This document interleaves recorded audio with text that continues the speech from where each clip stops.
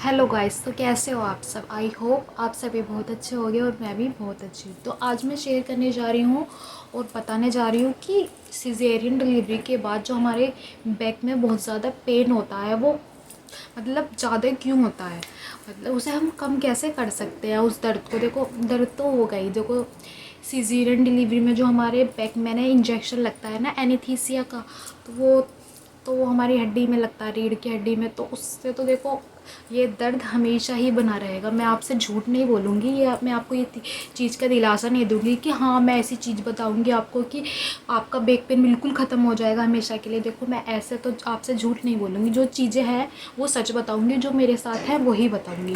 देखो, back pain तो कभी, जब तक आपके इंजेक्शन लगाए तो सीधी सी बात है हमेशा रहेगा। बट मैं आपको ऐसे तरीके बता सकती हूँ जो मैंने खुद के लिए भी अपनाए हैं। आप अपने बैक पेन को कम कैसे कर सकते हैं, लाइफ टाइम तक के लिए कम कैसे कर सकते हैं। होता है ना, किसी किसी को बहुत ज़्यादा भी होता है, मुझे पता है, मैंने सुना भी है, बहुत ज़्यादा पेन भी होता है बैक में। बट मैं आपको बताऊँगी कि कम किस तरीके से, क्योंकि मेरे तो कम होता है। तो वही चीज़ बताऊंगी कि मेरे कम क्यों होता है, मैंने ऐसे क्या क्या किया जो मेरे कम होता है मेरे बैक में पेन। तो वही चीज़ें मैं आपके साथ शेयर करने चाह रही हूँ। अगर आपको ये वीडियो थोड़ी सी भी पसंद आए तो मेरी वीडियो को लाइक कर देना और मेरे चैनल को भी सब्सक्राइब कर देना। तो मैं बताती हूँ आज कि देखो, सबसे पहले देखो, आपके जब बैक में पेन होता है स्टार्टिंग में, तो जब आपके स्टिचेस कट जाते हैं 10-15 दिन में, आपके स्टिचेस कट जाते हैं, डॉक्टर बुला लेता है आपको स्टिचेस कटने के लिए। उसके बाद आपको क्या करना है, देखो उसके बाद आपको करना है, अब एक मालिश वाली आंटी लगानी है। आप अपने हस्बैंड से भी बोल सकते हो या आप अपनी मदर इन लॉ से भी बोल सकते हो कि वो आपके लिए एक अच्छी सी मालिश वाली आंटी लगा ले, जो आपकी बॉडी की भी मसाज करेगी एंड आपकी बैक में भी काफ़ी अच्छी मसाज करेगी और काफ़ी रिलीफ मिलेगा। मुझे काफ़ी रिलीफ मिला, मैंने करवाई थी जब मेरे टाँके कट गए। तो उसके बाद, क्योंकि टाँके कटने से पहले तो देखो बहुत मुश्किल हो जाता है उठना बैठना, मतलब डर सा लगा रहता है टाँकों का। तो अगर टाँके कट जाते हैं ना, उसके बाद आप थोड़ा बैठ उठ सकते हो, चल फिर सकते हो। तो उसके बाद आप मालिश करवाओगे तो इतनी कोई दिक्कत भी नहीं है। तो आप टाँके कटने के बाद ही मालिश करवाना, और ध्यान रखना मालिश ज़रूर कराना, पूरी बॉडी की मसाज अच्छे से कराना। और मैं आराम से बैठ के उनसे मसाज कराती थी बैक की। बैक में वो इस तरीके से ऐसे ऐसे करके, बैक में जो हमारे एनीस्थीसिया का इंजेक्शन लगा होता है ना रीढ़ की हड्डी में, उस जगह वो आंटी जी ऑयल से, हम ऑयल भी बनाते थे गर्म करके, ऑयल जब अच्छे से मसाज करते थे। तो ऐसे करके वो करके ऐसे ऐसे कर करके वो मेरी अच्छे से मसाज करती थी। सच बताऊँ ना, इतना अच्छा लगता था ना मेरी बैक में। तो मैं उनसे बोलती, आंटी और कर दो और कर दो, तो बहुत रिलीफ मिलता था। तो स्टार्टिंग में आप ज़रूर कराएं, क्योंकि स्टार्टिंग में ना हमारी बैक में ना काफ़ी ज़्यादा पेन रहता है, क्योंकि जब कहते हैं ना नया नया जख्म होता है तो वो ज़्यादा दुखता है। तो वही था, जब आपके इंजेक्शन लगता है तो फर्स्ट टाइम मतलब 1-2 हफ्ते 3-4 हफ्ते मतलब 1 महीने वो दुखता है, दर्द तो करता ही है स्टार्टिंग में। मेरे भी ऐसा था, पर जब आंटी जी मालिश करती थी ना मेरी बैक की, तो बहुत ज़्यादा आराम मिलता था। तो आप प्लीज़ आप भी मालिश वाली आंटी को ज़रूर लगवाए। वो ना आपके 1 घंटे ज़रूर मालिश करेगी। थोड़ी सी मेरे सर में भी ऑयलिंग कर देती थी वो कभी कभार, एंड मेरी हाथों में और पैरों में वो अच्छे से मसाज करती थी, एंड मैंने बैक में कराती थी उनसे मसाज, तो मुझे काफ़ी रिलीफ मिला। तो मैं आपको यही पॉइंट बोलूँगी कि आप एक मालिश वाली आंटी ज़रूर रखें। अगर आप ये अफोर्ड नहीं कर सकते, आप मालिश वाली नहीं रख सकते, तो आप देखो, आप अपनी मदर इन लॉ से भी कह सकते हैं, या फिर देखो आपकी सिस्टर इन लॉ भी होती है, आपकी ननंद भी होती हैं, आप उनसे भी कह सकते हैं, वो भी कर सकती है आपकी बैक की मसाज।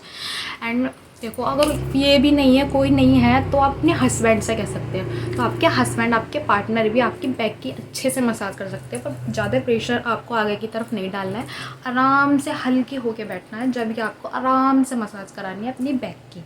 तो ये हो गया पहला पॉइंट, आपको मसाज करानी है। आप किसी और से ना करा के अपनी फैमिली मेम्बर से भी करा सकते हैं। देखो, बैक में उससे काफ़ी राहत मिलेगी, मैं सच बोल रही हूँ, आप कराइए ज़रूर। एंड सेकेंड, आपको बैठना नहीं है ज़्यादा। सच बोलो, आपको बैठना नहीं है, ना ज़्यादा खड़े होना है, क्योंकि स्टार्टिंग के 2 महीने आपको ऐसा करना है। देखो, 1.25 महीने का तो आपको पता ही है, परहेज होता ही है एक लेडीज़ का, आराम करने का, लेटे रहने का, ज़्यादा घूमना नहीं है, ज़्यादा फिरना नहीं है, मतलब ज़्यादा किसी से बोलना भी नहीं है। तो 1.25 महीने का ये परहेज होता है। तो मैं आपसे यही कहना चाहूँगी कि आप 1.25 महीने ना 2 महीने ज़रूर अपना परहेज़ करें, क्योंकि देखो सीज़ेरियन डिलीवरी में ना तो ज़्यादा परहेज़ करना पड़ता है, क्योंकि नॉर्मल डिलीवरी और सीज़ेरियन डिलीवरी में काफ़ी फ़र्क होता है। तो इसलिए आपको सीज़ेरियन डिलीवरी में ज़्यादा टेस्ट करना होता है। तो मैं यही कहना चाहूँगी कि आप ज़्यादा से ज़्यादा बिल्कुल ना बैठें, हल्का फुल्का बैठा। आप जब बेबी को फीड करा रहे हैं तब बैठे, जब आप खाना खा रहे हैं तब बैठना, और जब आप चल रहे हो तो थोड़ा बहुत चलना। चलने के लिए देखो मैं ये नहीं कहूँगी आप बिल्कुल मत चलना, चलना भी बहुत ज़्यादा ज़रूरी है। तो चलना आप ज़रूर, वॉकिंग आपको ज़रूर करनी है, पर इतनी ज़्यादा नहीं करनी है स्टार्टिंग में, क्योंकि देखो आपका शरीर वीक होता है, आपकी बॉडी वीक होती है।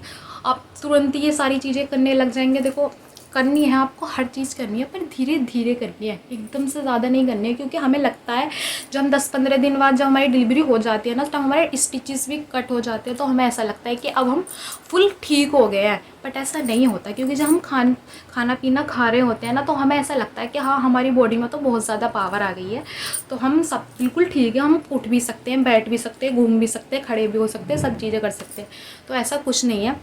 देखो स्टार्टिंग में आपको बहुत ध्यान रखना पड़ेगा, एटलीस्ट 2 मंथ।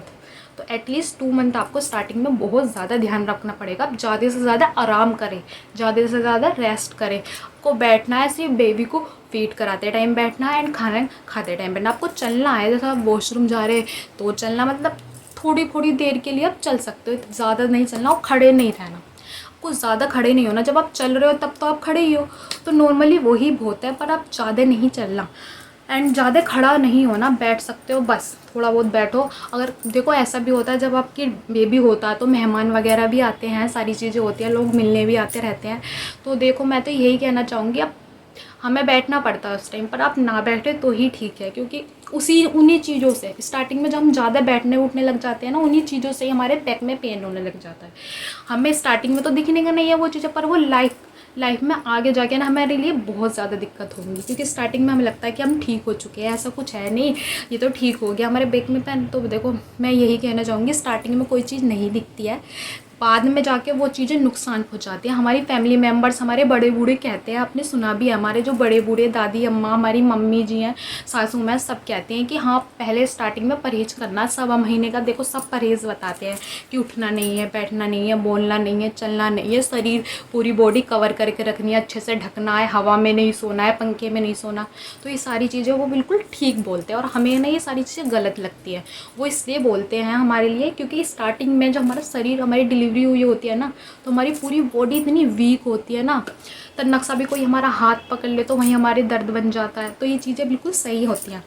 तो यही कहना चाहूँगी, आप जितना हो सके रेस्ट करो। आप ये मत सोचो कि हाँ हम ठीक हो चुके हैं, हम फिट हो चुके हैं। देखो वीक होती है बॉडी, अपना अगर आप अब अपना ध्यान रख लेंगे ना स्टार्टिंग में 2 महीने आप अपना अच्छे से ध्यान रख लेंगे, तो लाइफ टाइम आपके लिए ही फ़ायदा होगा। तो हम तो बस यही सोचते हैं कि हाँ हम ठीक है, बड़े बूढ़े सब पागल है, ऐसे कहते रहते हैं, इनको कुछ पता नहीं है। देखो वो बिल्कुल सच कहते हैं, आपको अपना अच्छे से ध्यान रखना पड़ेगा, रेस्ट करना पड़ेगा पूरा, तभी आप आगे जाके सर्वाइव कर पाओगे।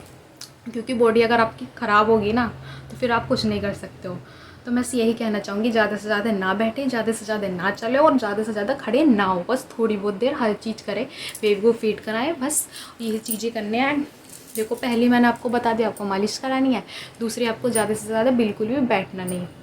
तो आपको इन दोनों चीज़ों का अच्छे से ध्यान रखना। और दूसरा, आपको वेट नहीं उठाना है, कोई भी वजन की चीज़ें नहीं उठानी है। स्टार्टिंग के 2 या 3 महीने तो आप कर सकते हो। देखो मैं बताऊँ तो, देखो अगर हम कोई सामान उठाते हैं नीचे से, देखो स्टिचेस पे तो असर पड़ता ही है, सिंपल सी बात है, बट आपकी कमर में भी बहुत ज़्यादा असर पड़ता है, पेन बढ़ता है उससे। आप चीज़ें उठाओगे तो आपकी बैक में बहुत दर्द होगा आपको, पर आपको तब इतना महसूस नहीं होगा, चलो तब तो थोड़ा और, पर आगे जाके हमारी चीज़ें नहीं, ये बहुत ज़्यादा ना वीक हो जाएंगे आगे जाके। तो मैं यही कहना चाहूँगी कि आप कोई भी भारी सामान ना उठाएं, अपने किसी बड़े की हेल्प ले, अपने पार्टनर की हेल्प ले, या अपनी फैमिली मेम्बर की हेल्प ले।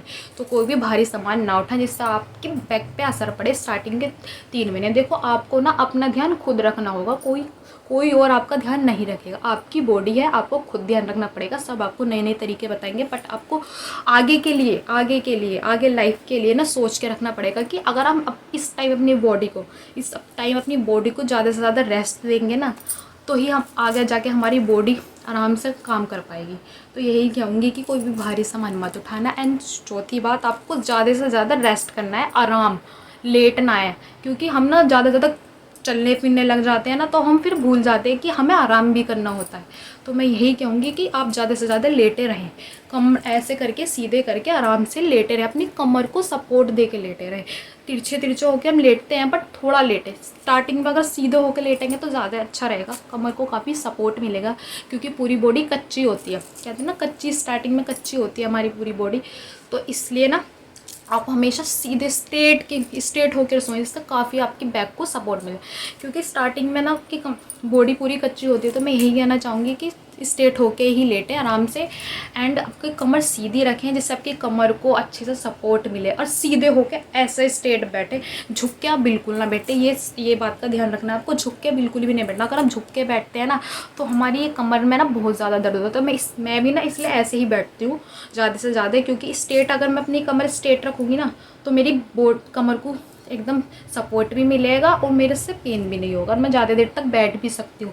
तो आप यही ध्यान रखें, आप ज़्यादा से ज़्यादा लेटे रहें, आराम करें। 2 महीने आप लेटे रहे, आराम करें, हल्का फुल्का उठे, हल्का फुल्का घूमें, हल्का फुल्का बैठें, बस 2 महीने आपको इन चीज़ों का अच्छे से ध्यान रखना है। एंड सबसे ज़्यादा इंपॉर्टेंट, खाने पीने का तो आपको बहुत ज़्यादा रखा। कैल्शियम की चीज़ आपको ज़रूर खानी है, कैल्शियम से बनी ही चीज़ें ज़्यादा खाएँ। अगर आप एग खा सकते हैं, वेजिटेरियन है तो एग ज़रूर खाएं, उससे बहुत ज़्यादा बेनिफिट होगा आपकी बैक में भी। कैल्शियम, ये सारी चीज़ें मिलेंगी, जिससे कि हमारी हड्डी और ज़्यादा मजबूत होती हैं। तो आप स्टार्टिंग में तो देखो ज़रूर खाएं, मैं ये नहीं कहूँगी आप हमेशा खाएं, पर स्टार्टिंग में आप 2 महीने ज़रूर खाएं एग। एंड दूध भी आप पी सकते हैं, बट मैं तो मना ही करूँगी दूध के, सिजेरियन डिलीवरी वाले के लिए खासकर मैं मना ही करूँगी, ना ही पिए तो ही ठीक है स्टार्टिंग में 1 महीने। उसके बाद आप धीरे धीरे सारी चीज़ें स्टार्ट कर सकते हैं। 1 महीने आप ना पिए, जब कहते हैं ना अंदर के टाँके कच्चे होते हैं, बाहर के टाँके तो हमारे हो जाते हैं, पर अंदर के टाँकों ना बहुत ज़्यादा टाइम लगता है रिकवर होने में। तो बाद में क्या पस पड़ सकता है टाँकों में, बहुत सारी चीज़ें दिक्कत हो सकती है। तो मैं आपको यही कहूँगी कि दूध आप ना पिए, पर कैल्शियम की चीज़ें खाएं। आपको पता है दाल प्रोटीन वगैरह होती है, जो जो आपको लगता है कि हाँ इनमें कैल्शियम है, आप अपने डॉक्टर से भी कंसल्ट कर सकते हैं कैल्शियम की चीज़ें किस में है, वो चीज़ें खाएं अपनी बॉडी को अच्छे से रिकवर करने के लिए, अपनी हड्डियों को मजबूत करने के लिए। ड्राई फ्रूट्स खाएं, ड्राई फ्रूट्स बहुत ज़्यादा अच्छे होते हैं, आपकी हड्डियों को मजबूत करते हैं। तो मैं यही चीज़ें कहूँगी, वेजिटेबल वगैरह ये सारी चीज़ें, अच्छी चीज़ें खाएं जो आपको बेनिफिट दे और आपकी बॉडी को भी बेनिफिट दें अच्छे से, और आपकी बॉडी जल्दी रिकवर हो पाए। तो आई होप आपको ये वीडियो थोड़ा सा भी हेल्पफुल लगा हो। तो मेरी वीडियो को लाइक कर देना एंड मेरे चैनल को सब्सक्राइब कर देना। और आपको कोई भी चीज़ें समझ नहीं आ रही हो तो मुझे कमेंट करके पूछ सकते हो, मैं आपका रिप्लाई ज़रूर करूँगी। तो मिलते हैं ऐसे ही नेक्स्ट वीडियो में, तब तक के लिए बाय बाय गाइज़।